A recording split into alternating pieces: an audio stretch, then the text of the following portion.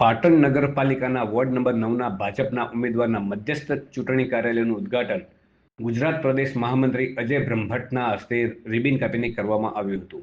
આ પ્રસંગે તેમણે કાર્યકરોને પેનલ જીતાડવાની શરત સાથે વિરોધ પક્ષોની નીતિઓની આકરી ટીકા કરી 2047ના વિકસિત ભારતના સંકલ્પમાં સહભાગી થવા અપીલ કરી હતી। પાટણ નગરપાલિકાની ચૂંટણીના પ્રચાર અર્થે આવેલા વોર્ડ નંબર 9ના ભાજપના ઉમેદવારો ઇલેવન પટેલ, ડિમ્પલ પટેલ, નટવર પટણી અને ભૂમિકા મોદીના મધ્યસ્થ કાર્યાલયનું ઉદ્ઘાટન યોજાયું હતું।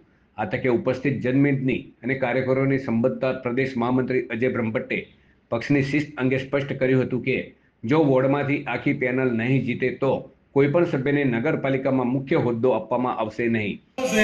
એમાં એ વોર્ડમાંથી જો 4 નહીં જીત્યા હોય તો એક પણ જણને નગરપાલિકાનો મુખ્ય હોદ્દો મળશે નહીં। તેમણે અપક્ષોની મદદ કરનાર કાર્યકરો સામે 5 વર્ષ સુધી પક્ષમાં પ્રવેશ બંધીની ચીમકી પણ ઉચ્ચારી હતી। પણ કાર્યકર્તાએ અપક્ષને મદદ કરી એને આવતા 5 વર્ષ ભાજપમાં લેવામાં આવશે નહીં। વધુમાં ઉમેદવારોને તાકીદ કરી હતી કે જીત્યા બાદ મત લેવા પૂરતું જ નહીં પરંતુ પ્રજાના રોજબરોજના પ્રશ્નોના નિરાકરણ માટે કાયમી કાર્યાલય કાર્યરત રાખવું પડશે। આજે કાર્યાલય ખોલો છો તમે, મારે જીત્યા પછી કાયમી કાર્યાલયનું ઉદ્ઘાટન પણ તમારા વાતે કરાવવું।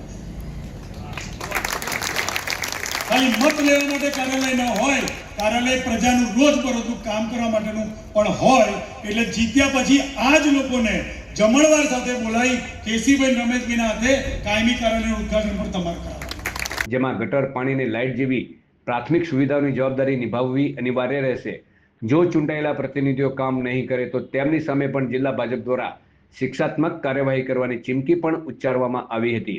ધોમ ધક્કા તાપમાં લોકો બહાર નીકળી અને શ્રદ્ધા સાથે વોટ કરે અને પછી ચૂંટાયેલો કાઉન્સિલર પ્રજાની વચ્ચે ગટર ઉભરાતી હોય, લાઇટ બંધ હોય, પાણી ના આવતું હોય, ગંદુ પાણી આવતું હોય અને ના દેખાય તો કેવું લાગે?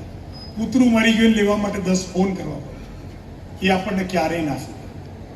અને હું તમને એટલી ગેરંટી આપું છું કે આ 4 માંથી કોઈ પણ કાઉન્સિલર ચૂંટાયા પછી આ કામ નહીં કરે ને તો એની પર શિક્ષાત્મક કાર્યવાહી રમેશભાઈ સિંધવ કરશે, એની જિલ્લા ભાજપ તરફથી।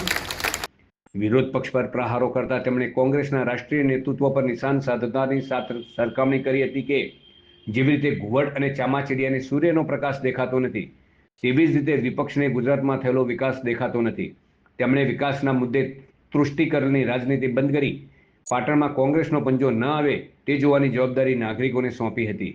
વિકસિત ભારતના લક્ષ્યને ગોવર્ધન પર્વત સાથે સરખાવી તેમણે જણાવ્યું હતું કે નરેન્દ્ર મોદીએ ઉપાડેલા આ પર્વતને ટેકો આપનાર લોકો ભક્તો છે, જ્યારે આ કાર્યમાં અવરોધ ઊભા કરનારા વિરોધીઓ અને અપક્ષો અસુર સમાન ગણાવ્યા હતા। તો 2047 સુધીમાં ભારતને વિકસિત બનાવવાના લક્ષ્યાંક સાથે પાટણ નગરપાલિકામાં ભાજપના તમામ ઉમેદવારોને જંગી મતે જીતાડવા માટે આ કાર્યક્રમમાં આહવાન કરવામાં આવ્યું હતું।